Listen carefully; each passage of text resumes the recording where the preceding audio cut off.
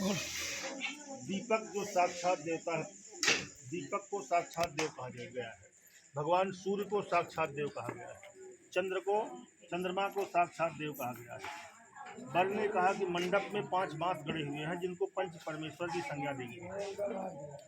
इनको साक्षी मान करके और हमारे माता पिता वर पक्ष कन्या पक्ष के माता पिता बूढ़े बुजुर्ग उनको साक्षी मान करके अग्नि को साक्षी मान करके मैंने आपको आज अपनी पत्नी स्वीकार कर लिया। तो मेरे दाहिने क्यों बैठे हो, मेरे बाएं आकर के बैठ जाओ। तो कन्या कहती है अभी मैं तुम्हारी पत्नी बनने को तैयार नहीं, मेरी कुछ शर्तें हैं। पहले आप मेरी शर्त को मानने के लिए तैयार होइए। अगर आप मेरी शर्त को मानते हैं तभी मैं आपके वामांग में आऊँगी, अन्यथा कन्या का पहली शर्त क्या है, पहली बात क्या है? तीर्थ व्रतोद्यापन यज्ञदानम मया सहत्वम यदि कर्म कुर्यः वामांग मायामि तदा त्वदीयं जगाद्वाक्यं वचनम च प्रथमम। कन्या पहला वचन कहती है तीर्थ व्रत यज्ञ उद्यापन इन कर्मों को अगर आप करोगे तो मुझे साथ लेकर के करोगे। अगर इन कर्मों को साथ लेकर के नहीं करोगे तो आपकी मैं पत्नी बनना स्वीकार नहीं करती हूँ। अगर इनको लेकर के करोगे तभी मैं आपकी वामांग में आने के लिए तैयार। और क्या कहती है कन्या दूसरा वचन कि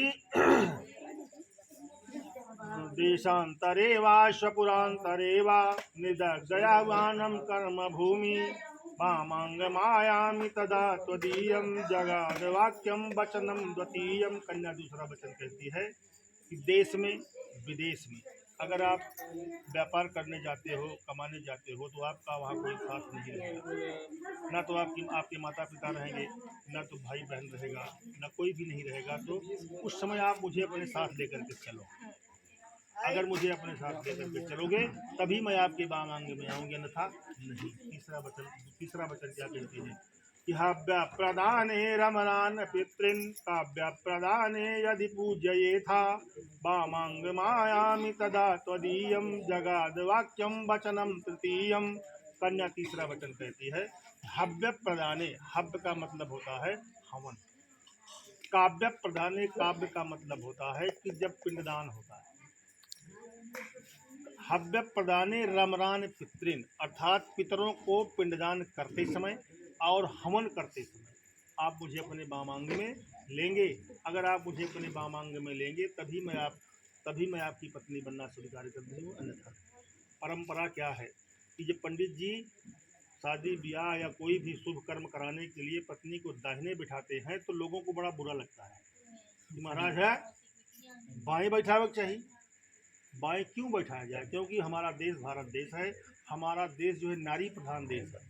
हमारे देश में नारी की पूजा पहले होती है, इसलिए पुरुष के नाम से पहले स्त्री का नाम लगता है, ठीक है ना। पुरुष के नाम से पहले स्त्री का नाम लगता है। इसलिए कन्या कहती है कि कन्या वचन क्या मांगा, हव्य प्रदाने रमरान पितृन, पितरों को पिंडदान करते समय और हवन करते समय आप मुझे अपनी बाएं अंग में लेकर के चलेंगे तभी मैं आपके बाएं अंग में आऊँगी, अन्यथा दाहिना अंग नहीं मांगा, माया मांगा। केवल कितना जगह? 2 जगह। हव्य प्रदाने रमरान पितृन, बाकी तो जो दाहिने है लक्ष्मी का स्वरूप है। और कन्या का कहते हैं कि आप तालाब, कुआं, बावड़ी आदि का निर्माण अगर करते हो तो मुझे अपने साथ ऐसा क्यों कहते? इसलिए कहती है ऐसा नहीं है कि कन्या का कोई उसमें लाभ है। कन्या जो है, वर जो है केवल एक पक्ष का उत्तरदायित्व, वर के ऊपर केवल एक पक्ष उत्तरदायित्व है, एक पक्ष का उत्तरदायित्व उसके साथ। लेकिन कन्या के ऊपर 2 पक्ष उत्तरदायित्व होता है, एक वर पक्ष अर्थात एक पिता पक्ष और एक ससुर पक्ष। ऐसा वचन इसलिए रखती है वो अगर कार्य करेगी तो अपने पिता के पक्ष को भी तार देगी और अपने ससुर के पक्ष को तारे ही तारेगी। लेकिन वर जो है ऐसा नहीं कर सकता, केवल एक पक्ष का उत्तराधिकारी। इसलिए कन्या इन वचनों को कहती है।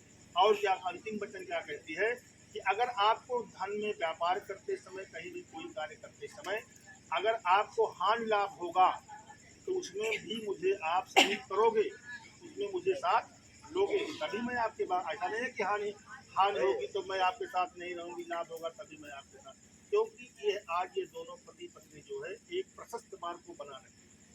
ये नव दंपति जो है एक अलग एक जो एक सुंदर मार्ग है उसका चयन कर रहे हैं, उस पर चलने के लिए तैयार हो।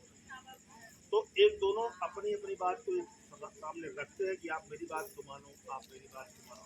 विवाह क्या है? विवाह कोई बहुत बड़ा बोझ नहीं है। विवाह जो है वो केवल विश्वास का प्रतीक है। पति और पत्नी के आपसी विश्वास को ही विवाह बंधन कहा गया है। जिसका विश्वास डिगना प्रारंभ हो गया वहीं से विवाह में विखंडन चालू हो। पति को पत्नी पर विश्वास होना चाहिए और पत्नी को पति पर विश्वास होना चाहिए। ये संपूर्ण रिश्ता जो है केवल विश्वास पर ही डिगा हुआ। जहाँ विश्वास होना प्रारंभ हो गया वहीं रिश्ते में दरार स्वतः आनी प्रारंभ हो गया। और अंतिम वचन क्या कहती है कन्या 7वां कि मुझसे उम्र में बड़ी स्त्री को आप माता के समान माने और मेरे बराबर की स्त्री को आप बहन माने और मेरे से छोटी स्त्री को आप पुत्री माने। अगर ऐसा आप करते हो तभी मैं आपके वामांग में आऊंगी, अन्यथा। ये 7 वचन कन्या के हैं। कन्या के 7 वचन जो है वर मानता है कि आपने इस वचन को माना, लेकिन वर कहता है कि नहीं, मैं आपके 7 वचन को तो मान लिया, लेकिन उसके एवरेज में उसके पक्ष में हमारी भी कुछ शर्तें, हमारी भी शर्तों को मान लिया। कन्या की शर्त, वर की शर्त क्या है? महाराजों को 7 वचन नव कहा जाता है। 7 वचन हमारे 7 वचन नहीं है, 7 वचन 5 वचन। मदीयचिता में गुता चाचितं सदा ममज्ञ परिपालना च पतिव्रता धर्म पारायणत्व पूर्याः सदाः सर्वं प्रश्नयम्। हे पतिव्रते देवी, मेरे चित्त के अनुसार तुम अपना भी चित्त रखती हुई सदा ही हमारी आज्ञा का पालन करना और पति घर में तत्पर रहने के प्रयत्न करती रहना। पतिव्रताः धर्म पारायणत्वाकुले सदा सर्वमिव प्रश्नयम्। साथ ही शरीर का श्रृंगार करके